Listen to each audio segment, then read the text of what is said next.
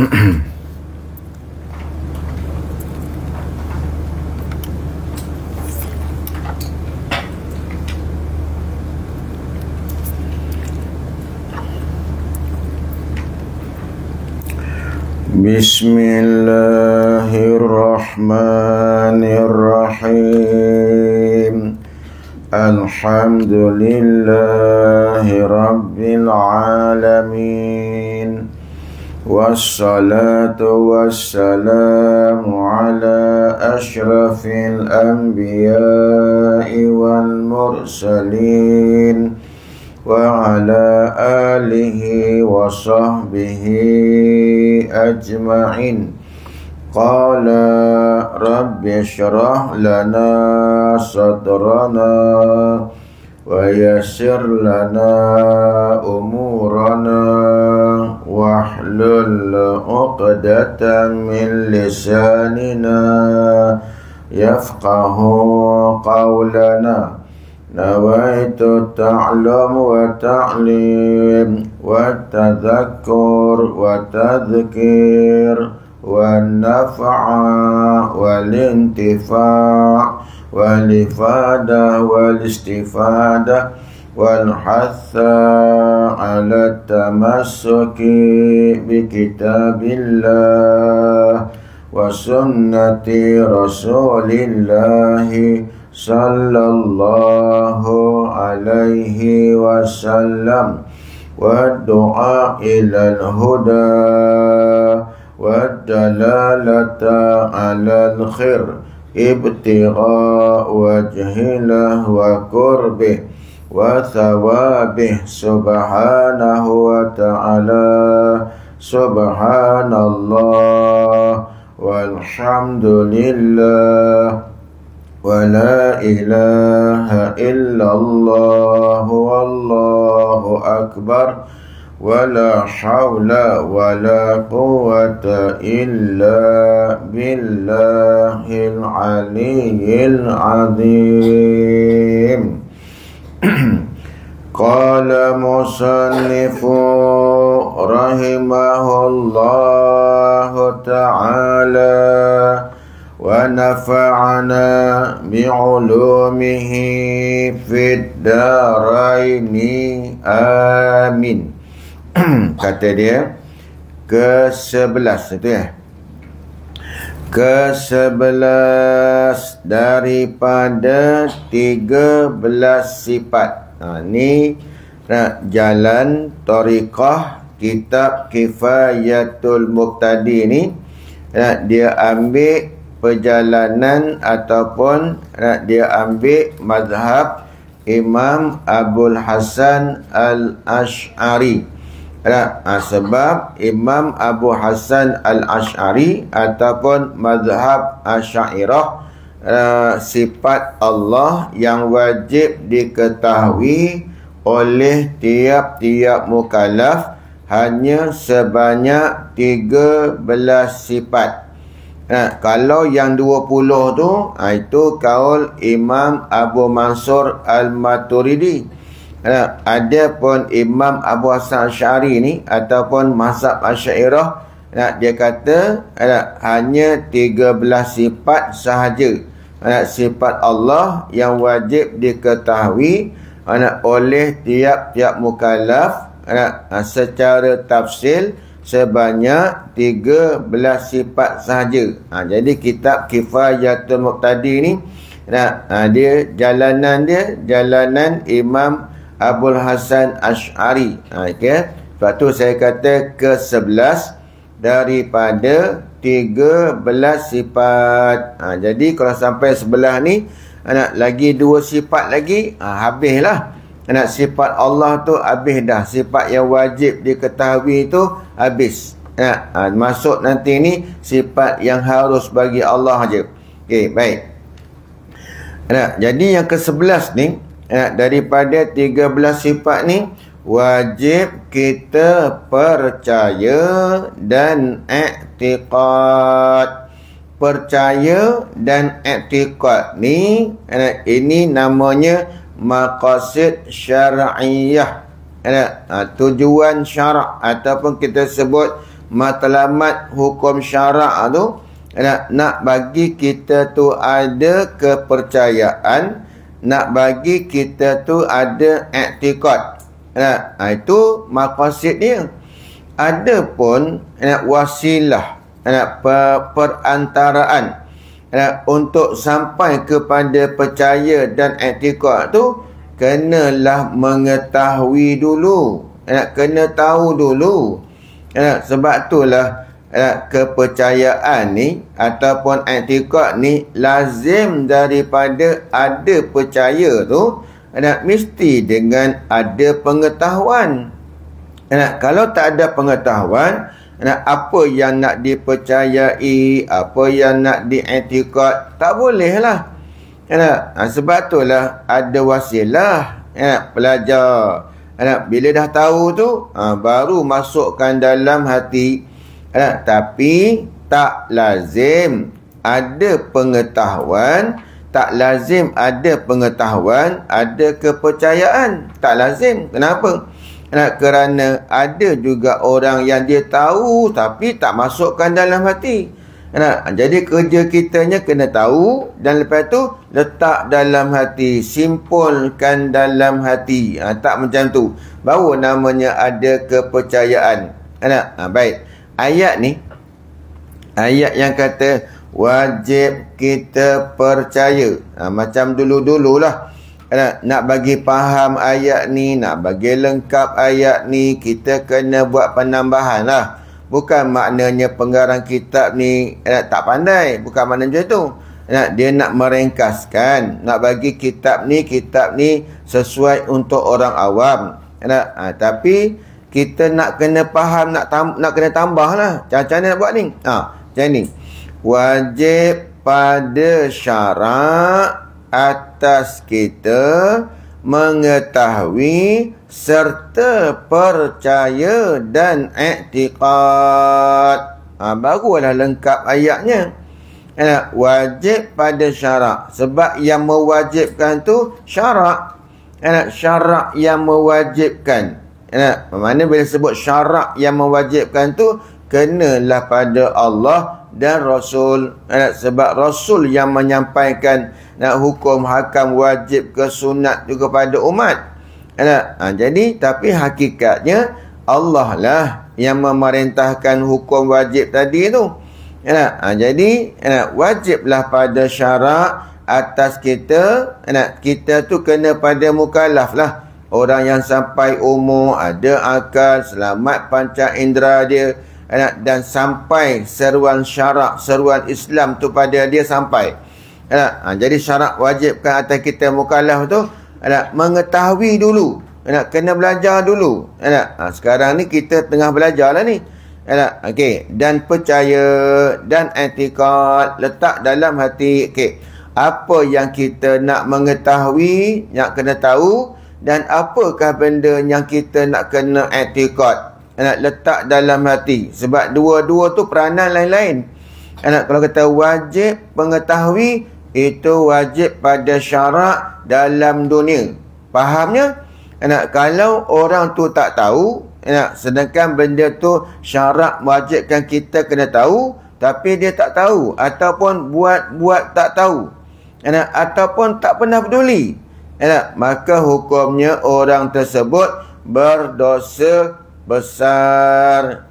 Contoh, kalaulah ada orang dalam dunia ni, dia dah mukallaf dah, dia dah sampai umur berakal, kemudian dia pula bukanlah orang yang cacat panca indera dia, kemudian dia tu pula tahu dah Islam tu, tapi dia buat tak tahu, ataupun dia tak nak belajar sampai dia tak tahu, ataupun dia tak peduli langsung, tak peduli wajib ke tak peduli. Maka menjadikan dia tak tahu. Bila dia tak tahu, maka dalam dunia hukumnya dia berdosa. Bukan dosa kecil tu, dosa besar. Sebab bersangkut dengan akidah, bersangkut dengan kepercayaan.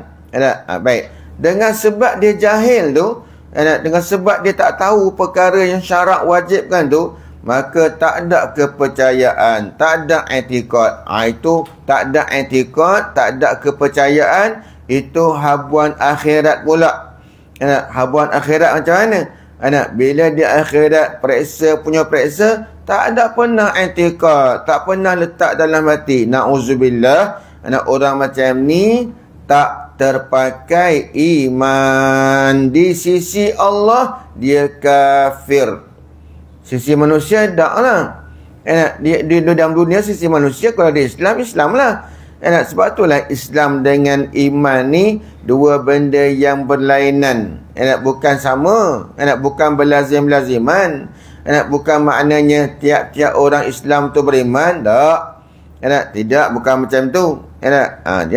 Jadi bukan kata tiap-tiap orang yang Islam tu beriman. Tidak. Dia tak macam tu. Iman tu lain. Sebab buktinya apa? Kita lahir-lahir dalam dunia ni kan. Islam kita dapat dah. Walaupun tak reti apa satu lagi. Telanjang bogel je lahir-lahir tu kan. Tak ada baju, tak ada pakaian pun, tak ada tutup aurat pun. Tapi dah tulis dah. Pergi penjabatan pendaftaran, tulis dah agama Islam. Sebab apa? Sebab mak bapak tu Islam. Kenapa tak tulis iman? Islam, iman sekali. Kenapa tak? Tak lah. Pasal apa? Sebab masa tu belum lagi beriman. Belum lagi beriman. Tak tahu lagi. Sampailah dia besar. Sampailah dia kena cari iman tu sendiri. Macam kita sekarang ni, kena cari iman tu lah. Cari iman tu. Nak bagi sah iman kita tu. Nak mati dah ni.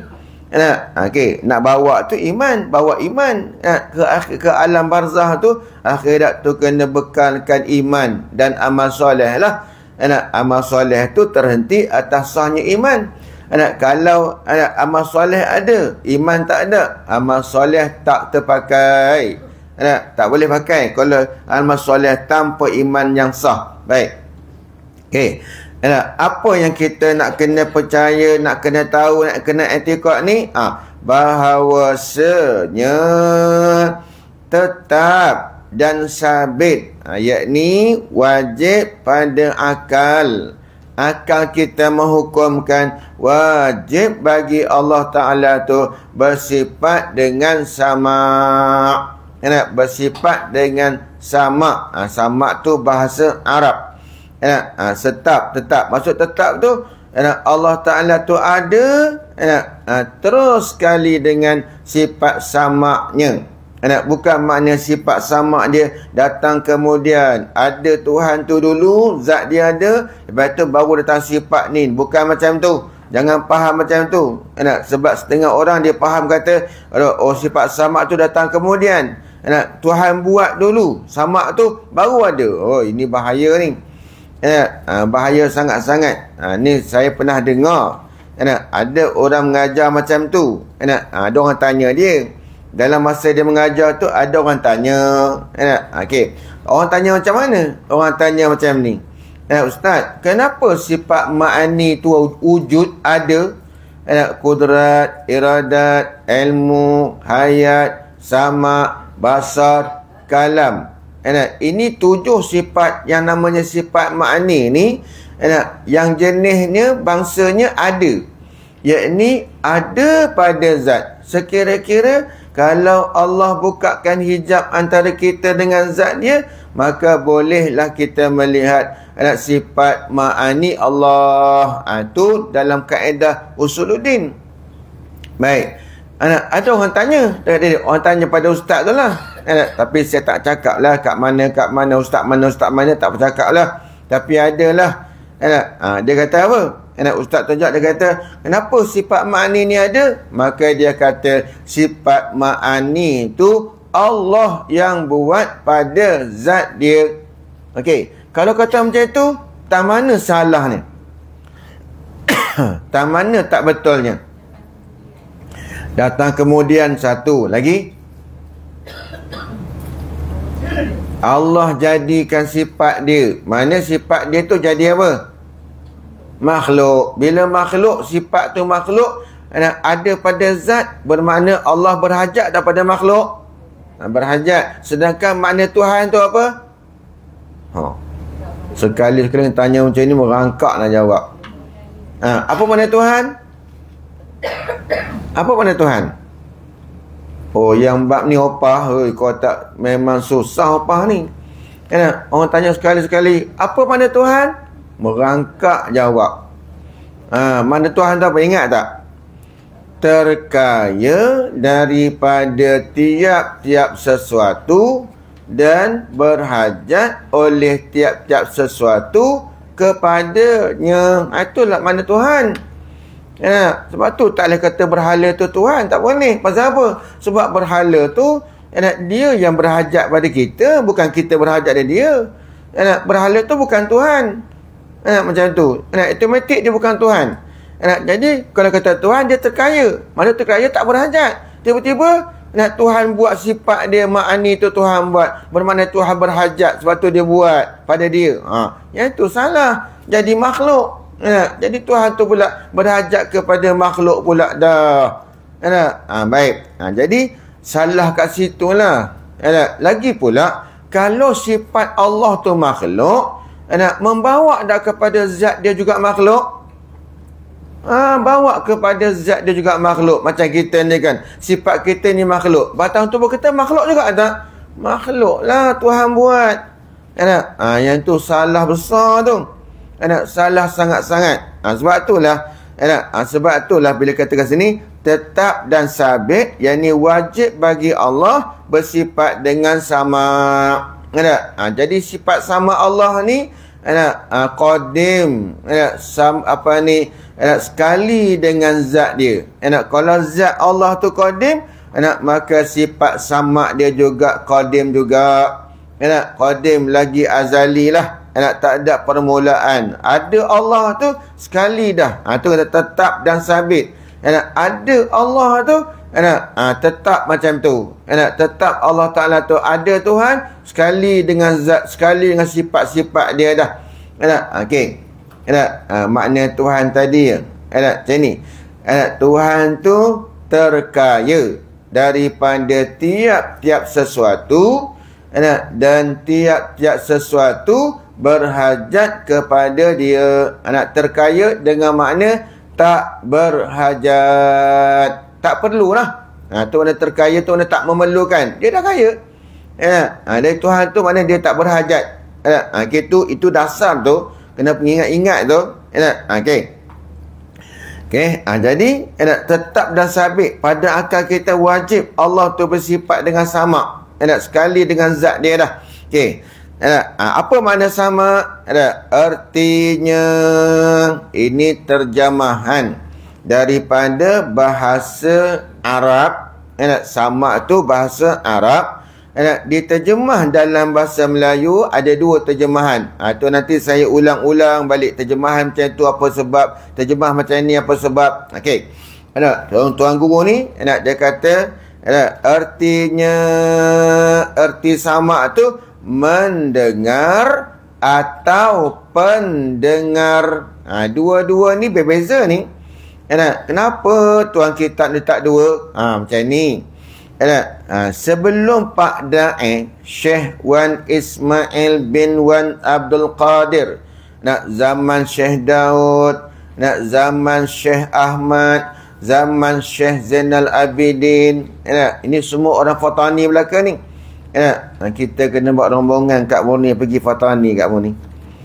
Tengok ulama-ulama kat sana macam mana. Kadang-kadang kesian tengok ulama sana tuan-tuan. Banding dengan ulama kita kat Malaysia ni. Ulama sana langsung tak ada bantuan daripada kerajaan. Tak ada. Cari sendirilah. Cari sendirilah. Tapi alhamdulillah Tok Guru tu tak ada lah kata sampai aku kata fakir miskin, tak ada. Tengok macam mana orang sana menghormati guru tu macam mana. Kita kat sini ulama-ulama ni banyak bantuan kan. Minta dapat. Walaupun sekarang ni ada orang kata macam-macam lah. Itu terpulang lah. Itu tak bicara tu. Baik. Jadi Syekh Daud tu orang Fatani, Syekh Ahmad tu orang Fatani. anak Syekh Daud tu orang Patani, anak, dan kebanyakan guru kita kat sini pun kebanyakannya ambil ilmu di Fatani. Bukanlah semua, tapi kebanyakannya anak ambil ilmu tu di Fatani lah. Anak, okey, kalau tengok macam yang di bahagian Datuk tu pun, anak Haji Ghazali tu pun, dulu guru-guru dia masa kat Mekah orang Fatani juga. Anak, orang Fatani lah guru-guru dia. Anak, Tuan Haji Ghazali, anak, lepas tu anak Tuan Guru Haji Hamdan, dia kat Mekah, ngaji kat Mekah tu, ngaji orang Patani juga. Okey, baik. Jadi zaman Syekh Daud dulu, zaman Syekh Daud, zaman Syekh Ahmad, zaman Syekh Zainal Abidin, terjemah sifat ma'ani tu semua dengan kalau kudrat, makna dia berkuasa. Iradat, berkehendak. Ilmu, mengetahui. Hayat, hidup. Kata macam tu, terjemah macam tu. Sama, mendengar. Basar, melihat. Okey. Jadi kan, bila sampai tang Pak Da'i ni, Pak Da'i dia ubah terjemah tu. Pak Da'i kitab mula-mula yang dia karang kitab Baqaratul Amani tu, dia ubah terjemahan mendengar, dia ubah dengan pendengar. Apa sebab? Tengok, dia kata apa sebab dia ubah daripada mendengar kepada pendengar? Kerana nak membezakan yang mana satu takluk sifat dan yang mana satu sifat. Kalau tak mendengar, itu bukan sifat. Itu orang panggil takluk bagi sifat ataupun hasil daripada sifat. Hasil daripada sifat. Cuba buat ayat. Dengan ada sifat pendengar pada Allah, maka Allah mendengar. Nampak? Jadi maknanya sifat tu pendengar. Mendengar tu ialah hasil ataupun takluk bagi sifat. Tu. Tu jadi nak bezakan. Mendengar tu bukan sifat. Sedangkan samak tu bahasa Arabnya dengan erti sifat. Sifat samak tu sifat. Patut terjemah dia dengan sifat jugalah. Bukan dengan takluk sifat. Macam tu. Baik. Tu yang Pak Da'i dia ubah. Sejak daripada Pak Da'i tahun 70-an lah kot Pak Da'i buat kitab tu. Maka berubahlah. Jadi sifat ma'ani tu Pak Da'i ni, Syekh Wan Ismail ni, tapi orang dulu-dulu Tok Guru ni tak ada letak Syekh ke Maulana ke, tak ada. Semua gelaran-gelaran kampung-kampung, gelaran lebih mesra. Macam dulu saya ngaji dengan Tuan Guru Haji Zakaria Alu Janggus, Kedah. Dia bukan panggil nama dia Tuan Guru. Dia panggil Pak Lang Keria. Orang Kedah panggil Pak Lang Keria. Guru saya Tuan Guru Haji Mazudi tu, orang panggil dia apa? Orang panggil dia apa? Pak Teh. Pak Teh Umak dia panggil. Nama macam tu. Orang dulu-dulu tak ada nak kebesaran, nak kebesaran, nak kemasyhuran. Zaman ni je Maulana lah, Syekh lah. Tu Tok Guru tak ada. Nak panggil Syekh pun tak berani. Kita tak berani panggil dia Syekh. Kita nak kata Al-Imam, tak ada. Tok Guru tak ada kata macam tu. Murabbi ummah. Zaman kita ni Tok Guru semua anak ulama-ulama zaman kita ni murabbi ummah. Padahal na'udzubillah malah cakap. Tok Guru lagi alim, subhanallah, tapi tak ada lah kata Syekh tak ada. Bila tak macam mana Pak Lang, Pak Teh, Pak Su, Pak Andak, macam tu ya. Dulu-dulu orang dulu tak nak kemasyhuran, tawaduknya dulu-dulu. Okey, jadi Pak Da'i ni Pak Da'i, Pak muda. Pak Da tu maksudnya Pak dara muda. Lepas tu tak muda Pak Da tu. Pak Da'i tu. Syekh Wan Ismail bin Wan Abdul Qadir tu. Sejak dia mengarang kitab, dia letak pendengar, pelihat, pekuasa, pengetahuan, itu sifat dia kata. Kalau kata mengetahui itu bukan sifat, mendengar itu bukan sifat. Kena ke dia juga.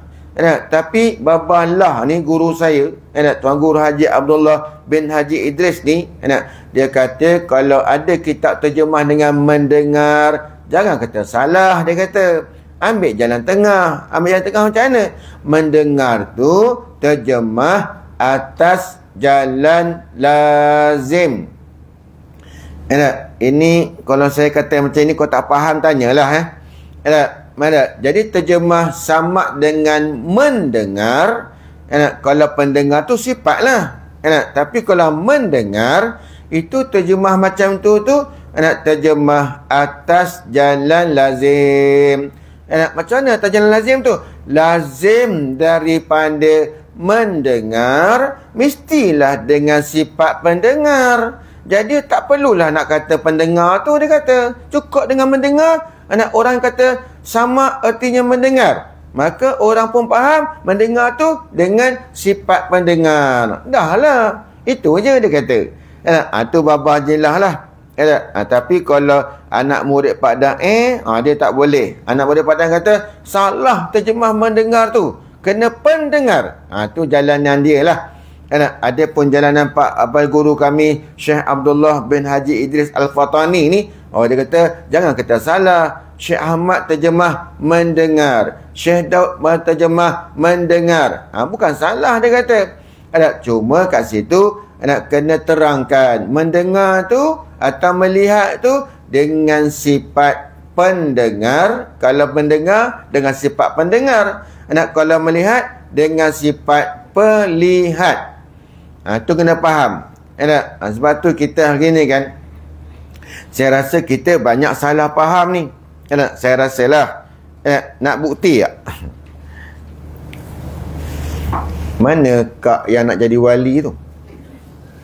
Tak datang? Tak sihat? Tak sihat. Mudah-mudahan Allah sihatkan dia, insyaAllah.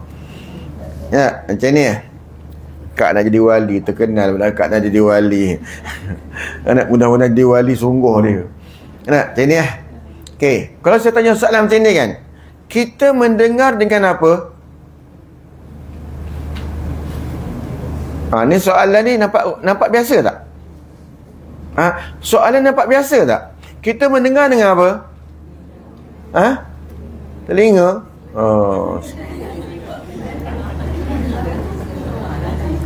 Ini soalan biasa ni, tapi banyak yang salah. Kita mendengar dengan apa? Banyak jawab kita mendengar dengan telinga. Pada ini sebab ilmu usuluddin ni salah tu. Salah. Bukan mendengar dengan telinga. Apa bukti dia? Bukti dia, orang yang tuli pekak tu ada telinga tak? Habis tu kenapa tak dengar? Jawapan dia ialah mendengar dengan sifat pendengar yang Allah letak sifat pendengar tu di telinga. Kita melihat dengan apa? Dengan sifat pelihat, bukan dengan mata. Pasal apa? Orang yang buta celik tu ada mata tak? Tapi kenapa tak melihat? Sebab sifat pelihat dia Allah dah ambil. Tak ada lah melihat. Patutlah melihat, mendengar dengan sifat. Dengan sifat pendengar, dengan sifat pelihat. Tapi kalau pergi sekolah, jawapan macam tu, peninlah cikgu nak raihnya. Kalau cikgu tanya, kita mendengar dengan apa? Anak muda kata, dengan sifat pendengar, cikgu. Mana pula engkau ngaji ni? Mana pula engkau belajar ni? Kita mendengar dengan telinga. Anak muda tu balas balik. Cikgu, kalau dengar telinga, orang pekak tu telinga. Tapi kenapa tak dengar? Cikgu pula kena ajar. Jawapannya. Macam tu. Jadi, kita mendengar dengan sifat lah. Sifat pendengar tu. Sama lah macam Allah tu. Tapi sifat pendengar Allah tu lebih sempurna lah. Nanti tengok sempurnanya sifat Allah, sifat pendengar Allah ni kan. Nanti tengok macam mana. Tengok ya. Okey. Kalau pendengar kita bertakluk pada bunyi-bunyian. Tapi pendengar Allah bukan bertakluk dengan bunyi-bunyian sahaja. Tak? Tengok. Okey. Baik. Iaitu sifat pendengar tu. Ataupun iaitu sifat samak tu. Jangan letak iaitu mendengar tu. Jangan. Salah tu. Sebab dia punya khabar dia tu sifat. Dia punya predikat dia. Predikat dia sifat. Jadi subjek dia kena sifat jugalah. Iaitu, ini pada sudut bahasa ni. Saya tadi sebut bahasa tu. Iaitu sifat samak tu. Ataupun iaitu sifat pendengar tu. Satu sifat. Jadi kalau orang mengaji ni, dah ngaji sampai tengah-tengah kitab dah ni, maka bila sebut sifat tu, dah ada dalam kepala dia dah. Orang yang betul-betul ngaji lah. Orang yang betul-betul fokus tu, bila sebut sifat, dia tahu dah. Sifat ni sesuatu yang bersandar pada zat. Benda yang ada pada zat. Macam contoh, masin pada garam, manis pada gula, putih pada kapas, hijau pada daun kayu. Itu semua sifat tu. Jadi, wujudnya sifat tu pada zat, pada benda. Jadi, janganlah dia kata, iaitu satu sifat. Jadi pun kita terbayanglah, oh sifat. Bila sifat ni, dia ada pada zat. Dia keberadaan sifat ni, dia mesti menumpang pada zat. Jadi kita bicara sifat apa? Sifat Allah. Sifat siapa? Sifat Allah. Jadi sifat yang kita bicara ni, sifat yang ada pada Allah. Tengok macam mana? Satu sifat yang ada. Sebab dia sifat ni, lazim bagi sifat ni berhajat kepada zat. Yang tu kaedah jangan lupa tau. Jangan tertinggal tu. Sifat yang ada lagi qadim, yang berdiri, yakni yang ada. Yang berdiri tu mana yang ada. Tadi katalah yang ada, dia ulang lagi. Yang berdiri mana yang ada. Pada zat Allah Ta'ala. Bila kata sifat tu ada pada zat, maka akal kita ni teruslah pergi. Itu sifat Allah. Bila kata itu sifat Allah, bermakna sifat Allah Ta'ala tu qadim lah, azali lah, tak ada permulaan lah adanya pada zat. Kenapa? Sebab akal kita kata tiap-tiap sifat yang ada pada zat yang qadim, maka sifat tu juga turut sama jadi qadim. Kalau sifat tu ada pada zat yang baharu, maka maka tentu sifat tu baharu juga. Sebab dia ada pada zat yang baharu. Yang ini sifat Allah. Allah tu zat dia qadim, maka sifat yang ada pada zat dia turut sama jadi qadim, azali, tak ada permulaan. Macam tu. Baik, sungguh pun itu yang wajib kita ketahui. Tetapi tidak dapat diketahui hakikatnya. Kita hanya diperintahkan oleh Allah, oleh Rasul, oleh ulama-ulama ni, untuk kita etikad Allah tu ada sifat sama. Dan huraian-huraian dia nanti kita sebut. Okay. Dalam bab ni kan, orang tak mengaji lah. Kalau orang ngaji tu mungkin tak macam tu. Tapi kalau orang tak mengaji kan, salah faham ni cukup peluang besar salah. Okey, saya tanya. Okey, saya tanya ni kan. Saya tanya untuk bukti lah. Okey, sebelum kita mengaji, kita pegang macam mana? Okay. Baik, ini botol air mineral ni, kaktus ni, Allah dengar tak? Yang diam tu agak-agak kenapa? Yang diam tu. Sekarang kau opah apa?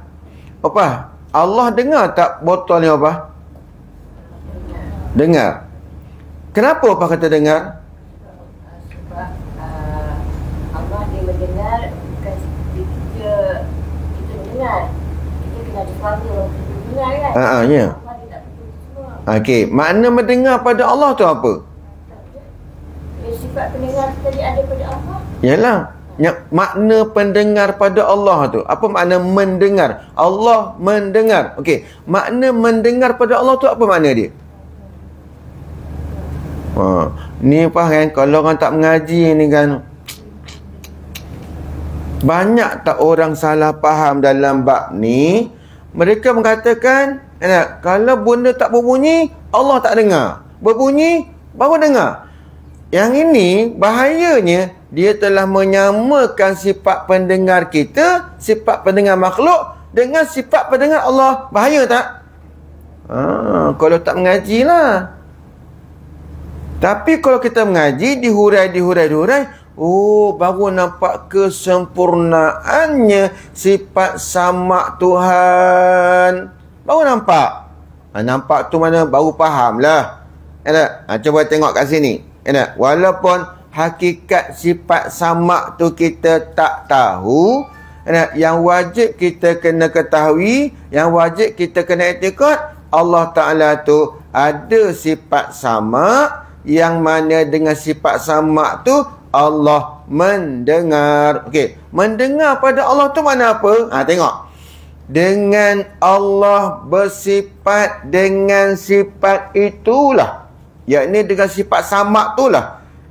Kalau bahasa kita kata ini, dengan Allah bersifat dengan sama tu, maka Allah mendengar.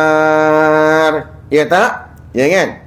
Yakni, tengok apa? Opah punya huraian tadi dah okey dah tu.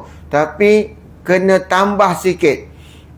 Yakni, makna mendengar tu nyata baginya, bagi Allah yang bersifat dengan sama tu, sekalian perkara yang ada.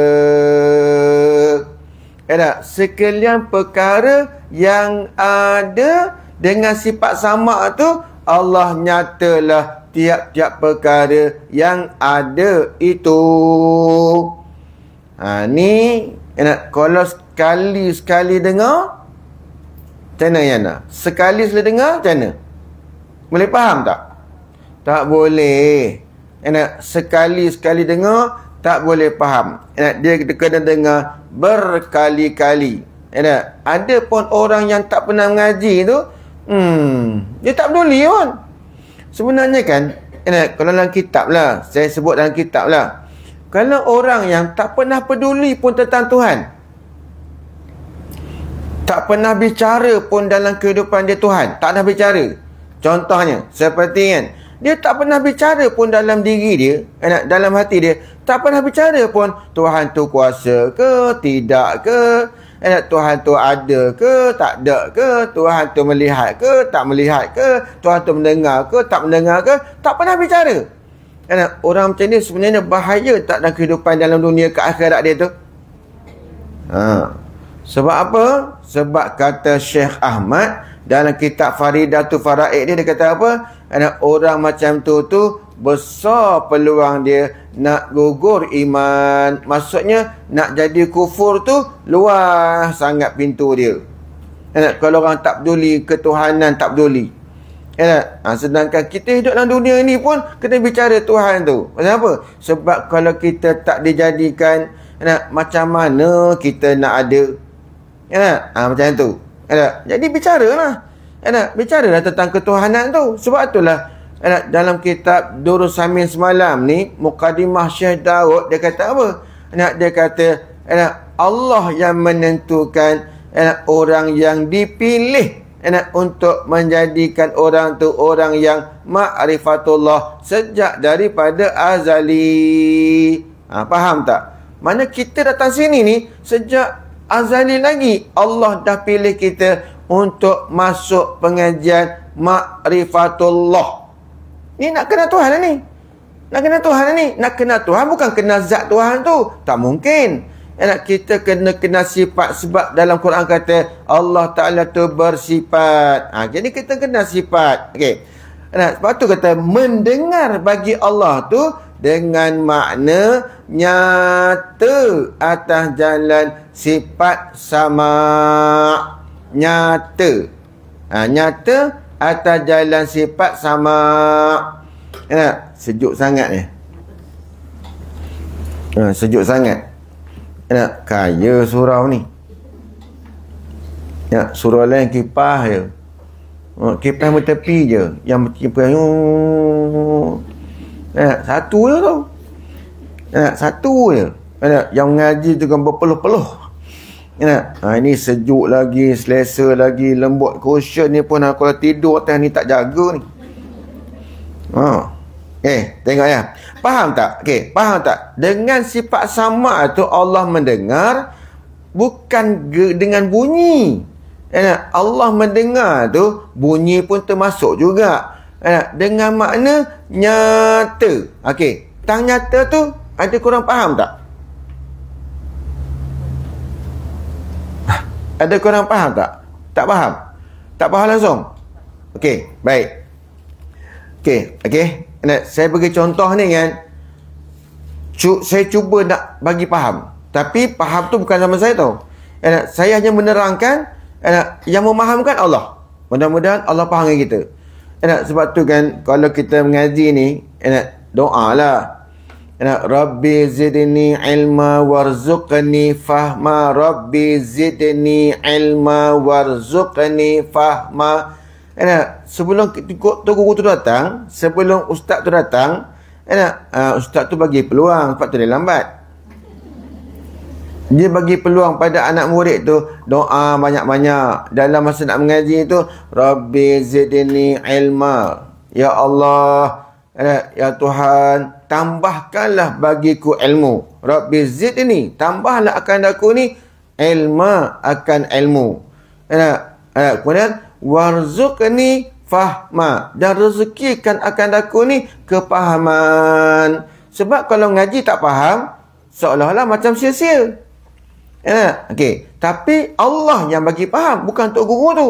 Sebab tu kalau tengok tok anak murid tok kenali dulu, saya pernah jumpa lah, ada satu tu namanya Tuan Guru Haji Abdul Razak, orang Pendang Kedah. Dia anak murid tok guru Haji, tok guru tok kenali lah, anak murid tok kenali. Tuan Guru Haji Abdul Razak ni, subhanallah, orang Kedah panggil Haji Dak. Orang Kedah ni dia singkat-singkat je. Dia tak ada, kata orang Kedah ni, dia tak ada nak sebut nama penuh, tak ada. Dia tak ada sebut nama-nama penuh-penuh, tak. Dia nama ringkas-ringkas aja. Kalau Abdul Razak tu, dia panggil Haji Dak. Jauh lah. Orang Kedah macam tu. Tapi istimewanya orang Kedah ni apa tahu? Dia ingat mati tu, selalu ingat mati. Pasal apa? Sebab tu orang Kedah kan, kalau kata makanan tu sedap sungguh, mati. Pasal apa? Sedap nak mampus. Orang Kedah macam tu. Betul tak? Ada orang Kedah dalam ni? Ada. Kalau dia kenyang tu, kenyang nak mampus. Orang Kedah ni istimewa ke situ, istimewa dia. Pasal apa? Sebab ingat mati tu, ya Allah, selalu ingat mati. Mampus tu selalu sebut. Kalau tak sedap pun, tak sedap nak mampus. Orang Kedah macam tu. Jadi kan, saya jumpa dengan Haji Dak tu kan, dia cerita masa dia ngaji dulu kan, dia bukan dapat orang yang mengaji rajin, dia kata, tapi dapat berkat daripada tok guru, tok kenali tu. Kau nak tok kenali, bukan baca huraian-huraian, tak. Baca dah balik. Baca je. Saya ni hurai lagi, tulis lagi, begitu lagi. Itu pun tak faham-faham. Kan? Tapi tok kenali ni, dia baca je. Dia tak ada hurai langsung. Lepas tu balik. Ada satu hari tu, Haji Dak dia kata, dia tak faham. Dia baca kitab, dia tak faham. Masa tu tok kenali ni, dia ada kebun, dia ada ladang, dia ada bendang dia lah. Dia pergi menyangkut kat kebun tu. Haji Dak ni bawa kitab. Tok guru tak faham nak kat sini. Mana tok lain kata, mana dia kata, ini gilik. Balik. Tak hurai pun. Pergi balik. Dia kata pergi balik. Haji Dak ni baliklah. Balik buka balik semula, terus faham. Tu kerja siapa tu? Kerja Allah. Saya kalau lambat balik. Langsung tak faham habis. Sebab tok kenali tu wali, kita ni siapalah. Saya ni siapalah. Orang biasa je. Macam tok kenali tu dah memang dah tahap dia, tahap sangat tinggi lah makam dia tu di sisi Allah Ta'ala tu. Okey. Dia kalau pergi mana-mana pun, baju tak butang. Baju tak butang. Tok Kenali baju tak ada pernah butang. Dia masuk baju satu lengan je. Satu ni je, lengan baju satu je. Yang ni sangkut macam tu je. Sangkut macam tu je.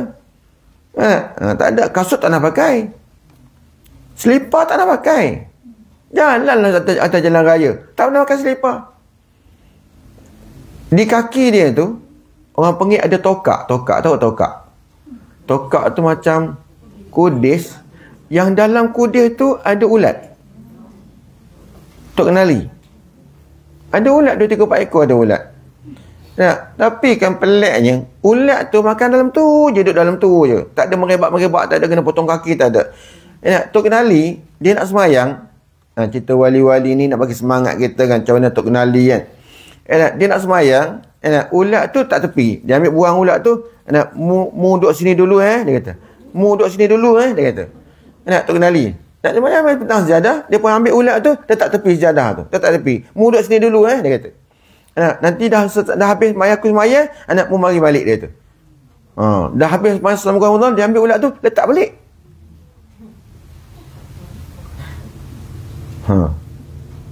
Tu orang tanya Tok Guru, kenapa tu? Ni ulat ni pun makhluk Allah juga, dia kata. Dia nak makan juga. Dia nak makan juga, dia kata. Tahu tak nak makan juga? Dia nak makan juga. Hantar tempat tu nak makan. Allahu Rabbi. Kalau macam tu kita kan nyamuk gigit kita. Tak apalah, kau makanlah. Habis kena denggi belaka. Tok Kenali. Tok Kenali. Jadi Tok Kenali tu dia baca macam tu, Allah bagi pandangan berkat dia dengan ketinggian makam dia. Itu yang mudah faham. Kita ni Allah, Tok Guru yang mengajar pun orang tak ada kelebihan, orang biasa je. Orang yang tak ada soleh pun, amal pun tak banyak. Tu yang susah anak murid nak faham. Tapi itu yang ada. Tok Guru itu yang ada. Sebab tu pepatah Melayu kata apa? Tiada rotan, akar pun berguna. Ini bukan akar ni. Ini tali pisang yang rapuh je. Tahu tali pisang? Pokok pisang tu kalau tarik dia punya kulit dia tu, jadi tali kan? Tapi tali tu lama kelamaannya dia apa? Reput. Itulah dia. Yang ada ulama yang ada sekarang macam tu lah. Bukan macam Tok Guru dulu. Tok Guru lain. Makam dia tinggi. Sebelum tu lagi Masya Allah. Zaman kita ni tak payahlah nak cari betul-betul ulama yang sungguh-sungguh macam Imam Syafi'i, Imam Nawawi tu. Okey. Baik, tengoknya. Jadi saya cuba nak memahamkan, tapi bukan saya yang bagi faham, Allah bagi faham. Okey. Nyata tadi macam ni. Kita surau kita ni duduk tepi jalan. Okey. Tiba-tiba dengar bunyi kenderaan. Dengar bunyi kenderaan. Okey. Telinga kita yang dengar bunyi kenderaan tu boleh pasti tak, boleh cam tak sama ada yang bunyi tadi motor, yang bunyi tadi kereta, yang bunyi tadi lori, boleh tak? Boleh. Itu maknanya nyata kita yang lalu tadi lori, sebab enjin tu bunyinya biasa bunyinya tu lori. Nyata bagi sifat sama kita yang lalu tadi lori. Tak boleh faham lagi?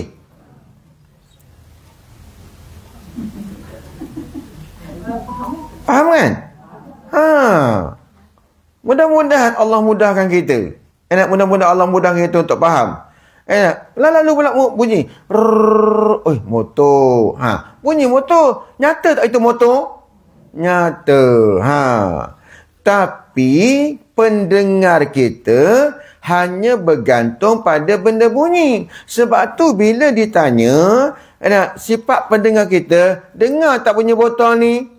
Tak dengar lah. Pasal apa? Sebab pendengar kita tidak bertugas, tidak takluk pada benda yang tak berbunyi. Sedangkan sifat sama Allah bertakluk pada tiap-tiap benda yang ada. Sebab tu botol ni ada tak?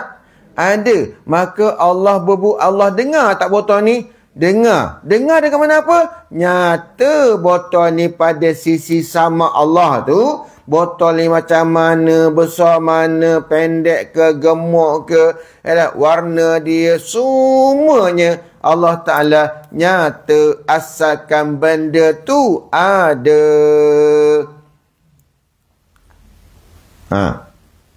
Saya pernah tanya pada Tuan Guru Baba Haji Saleh Sik.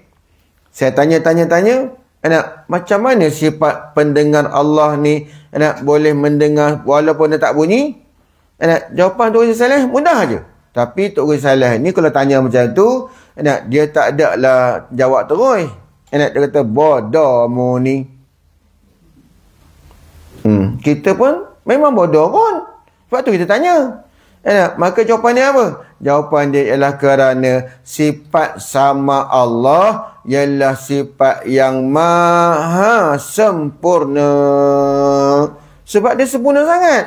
Sebab kita, pendengar kita ni tak sempurna. Sebab kita memang tak sempurna. Sebab kita ni makhluk. Bila kita makhluk, kita tak sempurna. Jadi pendengar kita juga tak sempurna. Sebab tu pendengar kita ni terbatas. Pendengaran kita terbatas. Kadang-kadang benda berbunyi pun kita tak dengar. Betul tak? Sebab itulah. Sebab apa? Sebab pendengar kita tak sempurna. Sedangkan sifat sama Allah ni sempurna sangat. Pendengar dia sempurna sangat. Sempurna macam mana? Sempurna asalkan benda tu ada je, maka Allah Ta'ala nyata atas jalan sifat sama. Okey, baik. Benda yang ada ni, katakan dalam kitab katakan, yakni nyata baginya, bagi Allah tu sekalian perkara yang ada. Okey. Yang ada tu terbahagi kepada dua. Sama ada yang ada tu qadim ataupun sama ada yang ada tu baharu. Okey. Nanti lain kali,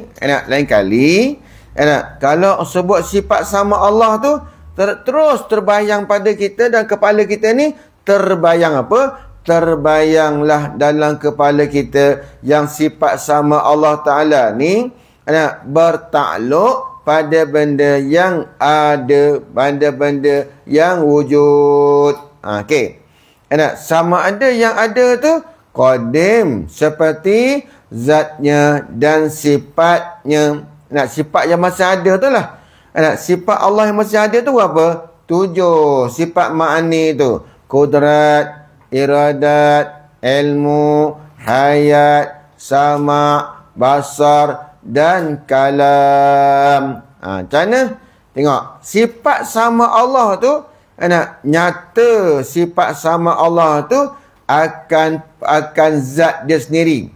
Nyata. Sedangkan walaupun zat tu tak berbunyi sekalipun, sama nyata. Nyata sifat sama Allah tu akan zat dia sendiri. Zat dia sendiri. Zat dia sendiri nyata. Nyata sifat sama tu nyata zat dia sendiri. Dan sifat sama Allah ni nyata sifat ma'ani dia. Kudrat tu macam mana? Sama nyata. Iradat tu macam mana? Sama pun nyata. Nyata, terang, jelas. Nyata, terang, jelas. Apa lagi? Terterang, terjelas. Terapa lagi? Terbuka. Terbuka. Inkishaf, terbuka. Macam mana zat dia sendiri? Sama nyata zat Allah tu macam mana? Sifat sama Allah nyata akan sifat-sifat ma'ani tu sendiri. Hatta sifat sama Allah tu nyata sama dia sendiri. Nyata, sama dia sendiri dia nyata. Macam mana tu nyata. Macam tu. Okey, itu yang qadim. Yang ada yang qadim dan yang ada yang baharu macam kita. Kita ni baharu kan? Baharu. Jadi kita yang baharu ni Allah Ta'ala nyata atas jalan sifat sama. nyata atas jalan sifat sama dia. Kita ni macam mana, bagaimana, nyata. Nyata bagi Allah Ta'ala tu. Dan yang baharu ni, nyata ada yang baharu ni, sebelum dia ada pun, sedangkan dah ada dalam iradat Allah, dah ada dah. Itu pun sama nyata juga walaupun belum zuhir lagi. Belum zuhir lagi. Yang tu pun nyata dah. Bagi sifat sama tu nyata dah. Okey. Okey, jelas tak? Ada yang kurang faham? Tak ada. Okey, tengok dia kata sama ada perkara yang ada itu qadim seperti zatnya. Tengok. Tadi kan dia kata yakni nyata baginya, bagi Allah Ta'ala tu akan sekalian perkara yang ada. Sama ada yang ada tu qadim. Qadim tu azali lah. Sebagai contoh tadi, zatnya seperti zatnya zat Allah, dan sekalian sifat-sifatnya yang ma'ani. Sebab sifat ma'ani tu wujudi. Ada kudrat ada pada zat, iradat ada pada zat, seterusnya sampai kalam lah. Sampai sifat kalam. Jadi sifat sama Allah ni nyata kudrat Allah, nyata iradat Allah, nyata ilmu Allah, nyata hayat Allah, nyata sama Allah, nyata basar Allah, dan nyata kalam Allah, sifat kalam Allah. Sifat sama tu nyata. Okey, itu yang baharu tu, itu yang qadim tu. Okey. Atau perkara yang ada tu, yang ada tu baharu. Mana contoh baharu tu? Seperti sekalian alam ini. Bila sebut alam, apa definisi alam tu? Alam tu makna dia ialah kullu ma siwallah. Tiap-tiap perkara yang lain daripada Allah, maka itulah namanya alam. Ataupun boleh juga kita kata alam tu maujudun ba'dal adam. Ada sebelum daripadanya tiada. Macam kita ni, kita sebelum kita ada, kita tak ada. Baru kita ni alam tak? Alam. Alam lah tu. Jadi berkata alam ni semualah. Malaikat tu alam, jin tu alam, syaitan iblis tu alam, manusia tu alam, tumbuh-tumbuhan tu alam, haiwan tu alam. Pendek katanya lain daripada Allah, semua tu alam. Jadi bila kata alam tu baru, bila kata kullu alam tu baru, hadisun baru. Tiap-tiap yang ada sebelum mereka tak ada tu baharu, ataupun tiap-tiap yang perkara yang daripada Allah tu baharu. Alam tu baharu. Okey. Bila kita baharu, maka sama pun nyata asalkan alam tu ada. Kalau yang tak ada, tak ada lah. Sebab tu kan, macam mana macam mana nak kata, nak bagi beza ni. Dia ada beberapa perkataan tau dalam dalam ilmu usuluddin ni. Ada beberapa kalimah yang nampak pada satu sudut makna sama, tapi pada satu sudut lain. Contoh bila kita sebut makhluk, okey, bila kita sebut makhluk, kita kena faham gini. Bila kata makhluk, maka tiap-tiap yang dijadikan. Bila sesuatu yang dijadikan, dia adalah. Adalah dia. Sebab itulah kita kata makhluk tu, daripada perkataan khalaqa lah. Jadi makhluk tu yang kena jadi. Yang kena jadi. Fahuwa makhlukun. Mana benda yang kena jadi. Macam kita ni kena buat, kena jadi. Kita pun ada. Maka sebab tu ulama kata tiap-tiap makhluk tu ada. Tiap-tiap makhluk tu ada. Tiap-tiap makhluk tu ada. Baik. Tapi bila kita sebut apa? Bila kita sebut apa perkataan satu ni? Makhluk dengan apa satu lagi ni? Mungkin. Apa beza makhluk dengan mungkin?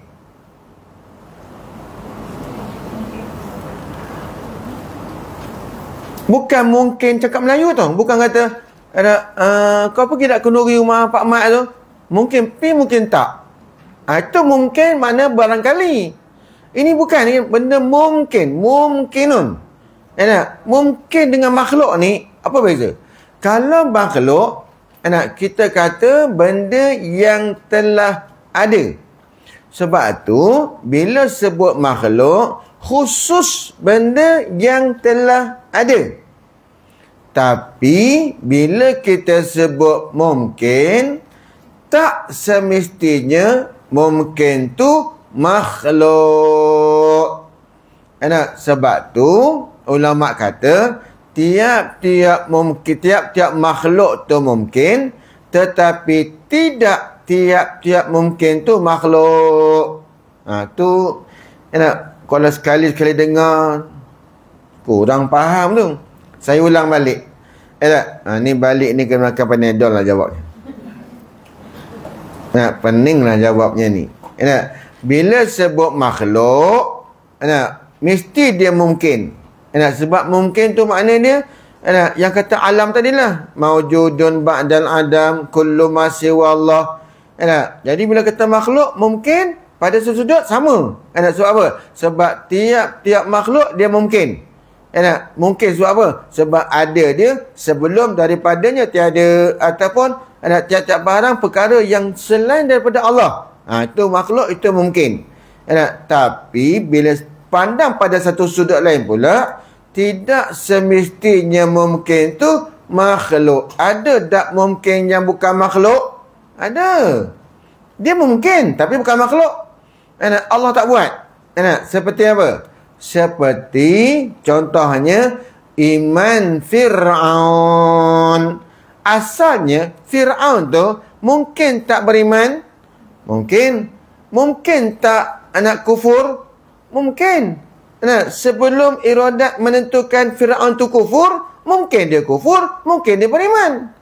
Tapi bila Allah dah tentukan dia kufur, maka iman tetap mungkin lagi tak?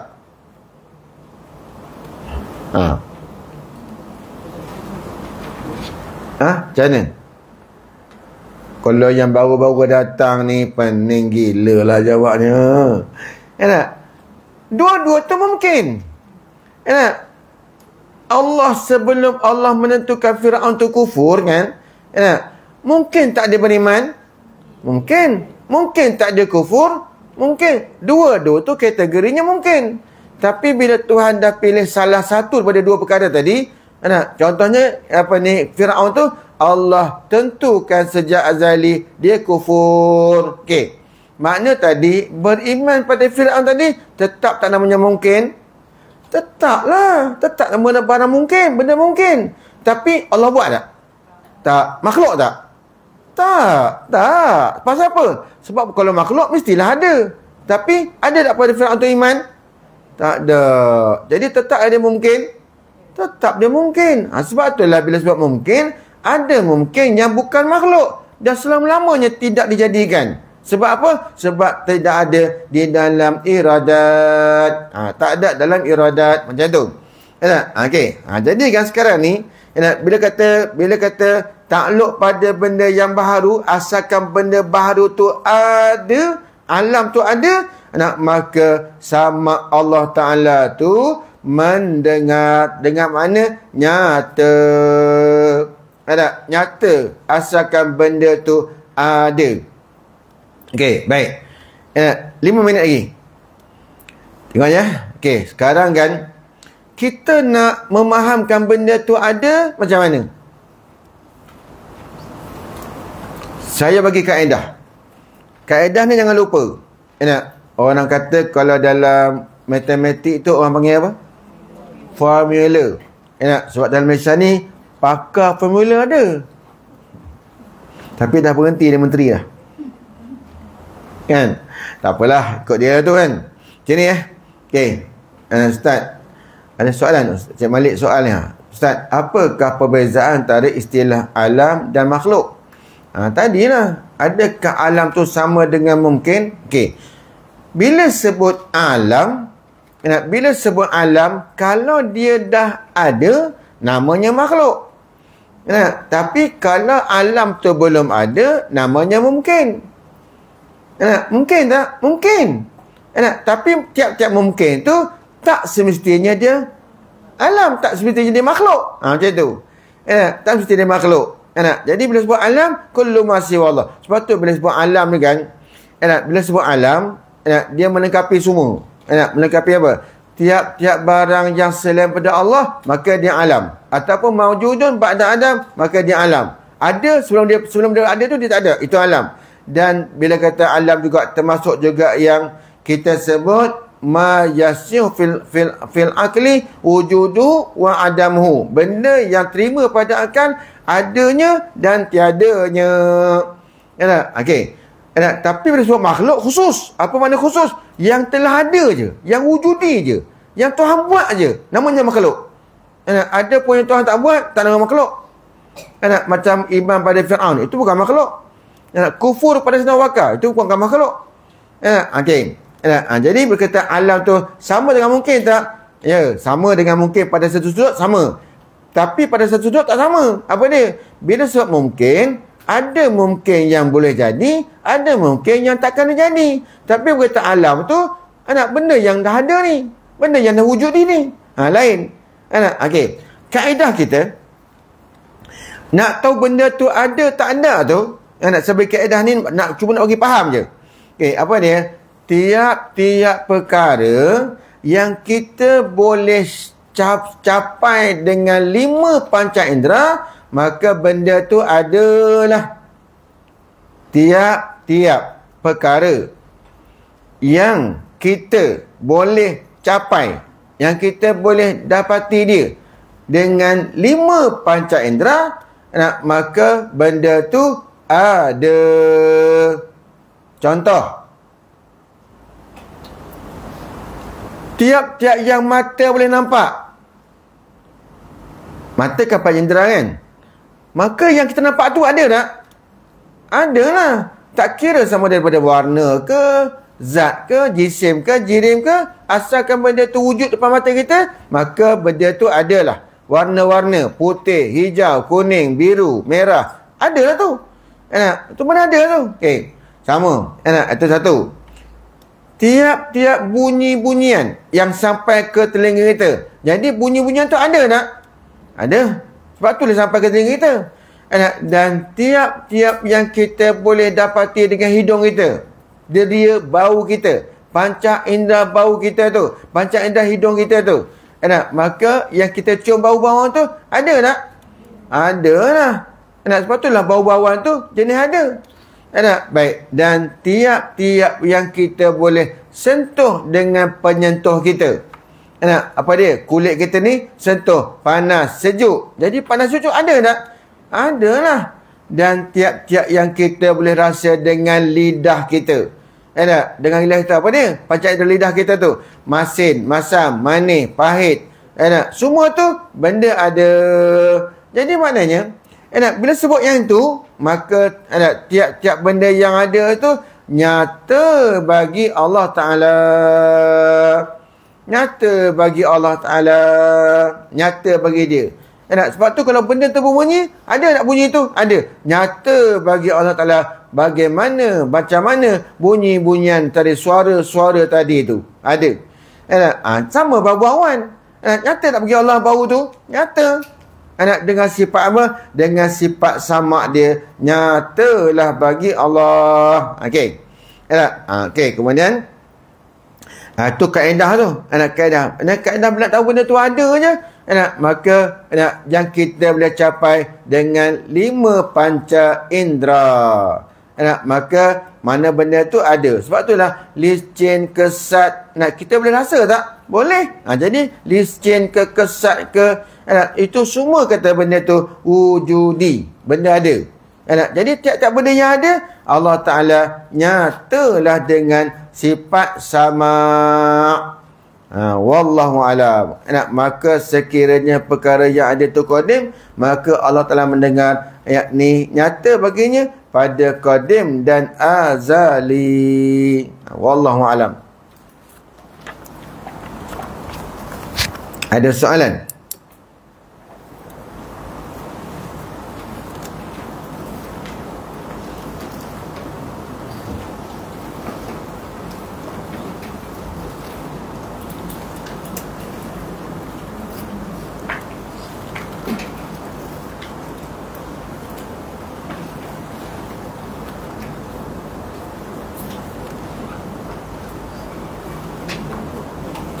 Ada soalan?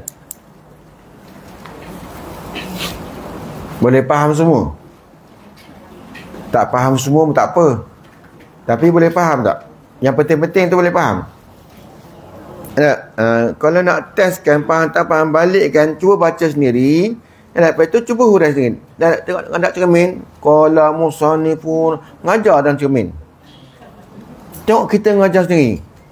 Saya masa pondok dulu, saya balik-balik mengaji baba tu, saya baca balik ikut macam mana baba mengajar tadi tu, saya ikut balik. Ikut balik perang sorang-sorang dalam pondok, sorang pang baca sendiri. Kadang-kadang terlekat tau. Tak faham ni. Dapat satu poin dah, tak faham kat garis tu. Pergi tanya. Macam itulah. Itu namanya orang ngaji. Kalau balik ni simpan dalam kitab dalam beg, dua minggu lagi baru ambil balik. Yang itu tak tahulah nak kata apa, kategori apa, tak tahulah tu. Wallahu alam lah. Okey, wallahu alam. Kita bercakap tu dulu. Tak ada soalan, tak ada apa-apa. InsyaAllah mudah-mudahan Allah bagi kepahaman pada kita, insyaAllah.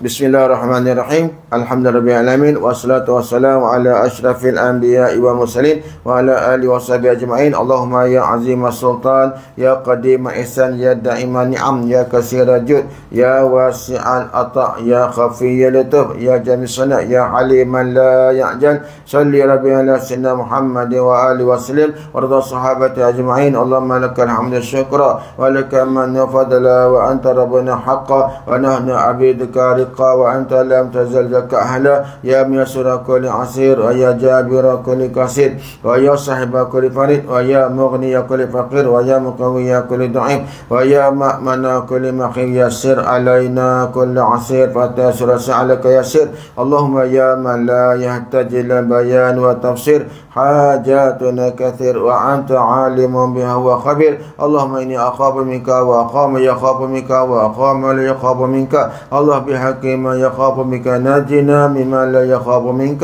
الله بحق سيدنا محمد أحرسنا بعينك طيلتنا وكنفنا بك نفك الذي لا يرام وارحمنا بقدرتك علينا فلا ننقض ثقتنا ورجاؤنا وصلى الله على سيدنا محمد وعلى آله وصحبه وسلم والحمد لله رب العالمين.